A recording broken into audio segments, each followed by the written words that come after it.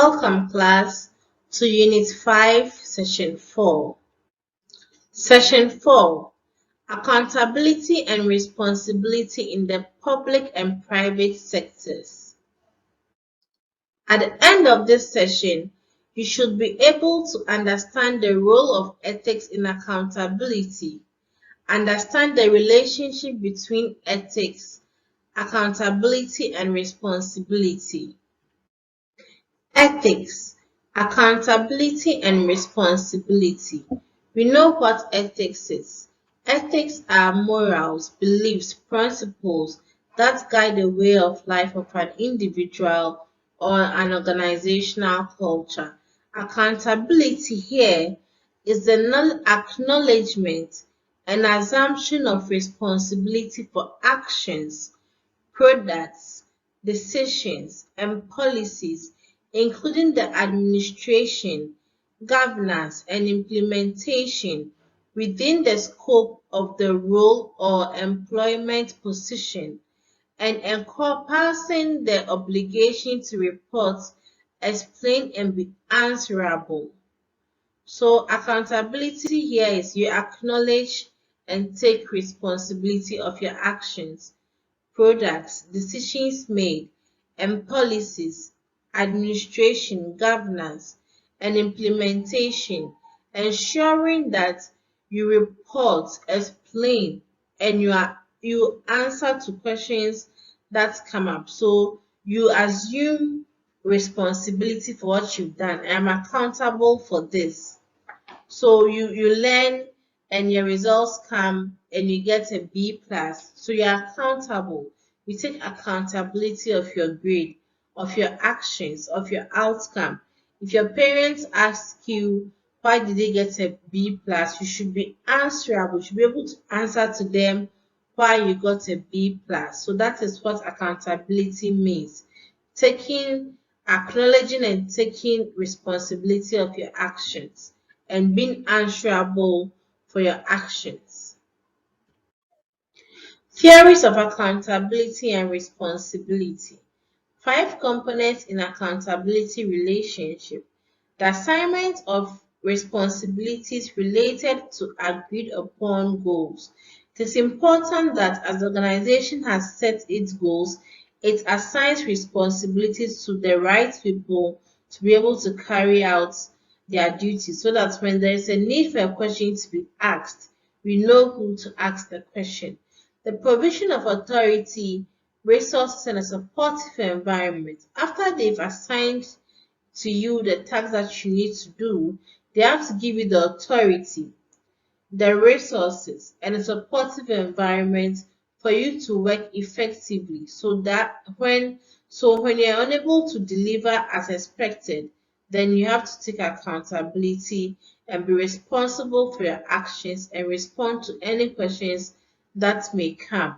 The obligation to answer for the fulfilling of those responsibilities. It is your obligation that where something falls short, you answer to it. You provide us with answers as to why you didn't do as you were expected. If you do well and they ask you how did you do it to, you should be able to give the person who assigned you the duties the right answers.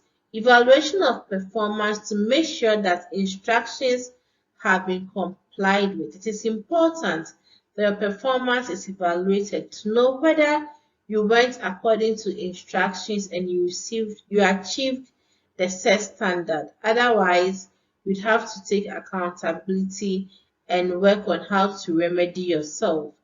We have sanctions or penalties for non-performance as well as rewards for good performance. It is important that we issue sanctions for non-performance and reward good performance as well. Ethics, accountability, responsibility, and social responsibility. To be responsible is to have the authority to act. They've given you the right resources, they've assigned to you what to do. Power to control. They should give you the authority to do what you need to do, to delegate people, to ask for the right resources. So you need power to control, freedom to decide. You should be allowed to make your own decisions because they've trusted you with something to do. The ability to distinguish between right and wrong is also important. Behave rationally and reliably and with consistency and trustworthiness in exercising internal control. It is very important that you behave rationally and are reliable and consistent and trustworthy in exercising any control that you've been given in the organization. To be accountable is to answer for one's responsibility. Report to whom you should report to. Explain your actions and your inactions, achievements and failures. Give reasons for why you did some things and did not do some things. Respond when you are asked questions. Respond when people want someone to be held accountable for something that has been done. Assume obligations. You have to work on what you've been assigned to do. Render a reckoning. If you have to say sorry, please say sorry.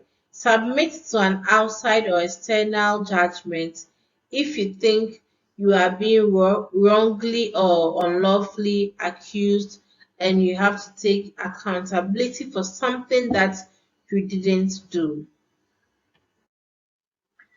To be liable also is to assume the duty of making good. So you are liable, you've taken accountability. Now you have to assume the duty of making good what you went bad or what you did bad.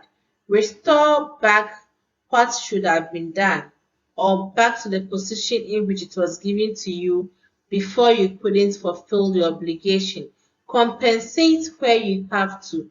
Recompense for wrongdoing or poor judgment.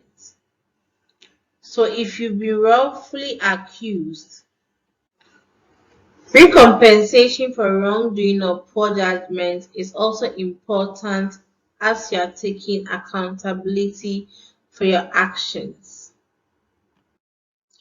We have come to the end of the session. We have learned about the role of ethics in accountability.